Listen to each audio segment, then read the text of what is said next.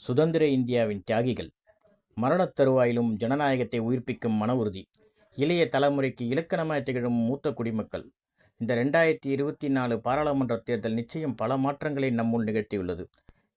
இதில் இலவசங்கள் இல்லாத தேர்தலாக மட்டுமின்றி எழுச்சிமிக்க தேர்தலாகவும் தோன்றுகிறது. இந்த தேர்தலில் முத்திரை பதிக்கின்றனர் மூத்த தலைமுறையினர். 2 நாட்களுக்கு முன்னர் கர்நாடகாவில் தபால் ஓட்டு போட்டு அடுத்த சில மணித்துளிகளில் உயிர்விட்ட யசோதா என்ற மூதாட்டி இன்று சேலம் கெங்கவல்லி அருகே வாக்களிக்க வந்த மூதாட்டி சின்ன பொண்ணு 77 வயது மயங்கி விழுந்து உயிரிழந்தது.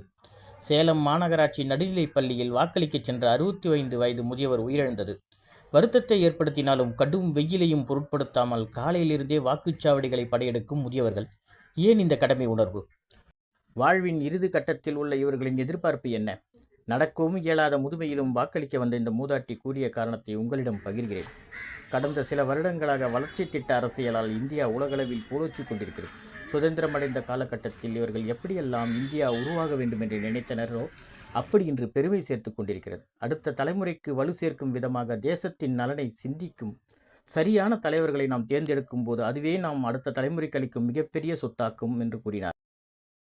15 கிலோமீட்டர்கள் கடந்து காலை சிற்றுண்டி கூட உண்ணாமல் நடக்க இயலாத நிலையிலும் வாக்களிக்க வந்த இந்த மூதாட்டி கூறியது உண்மையில் நெகிழ்ச்சியை ஏற்படுத்தியது.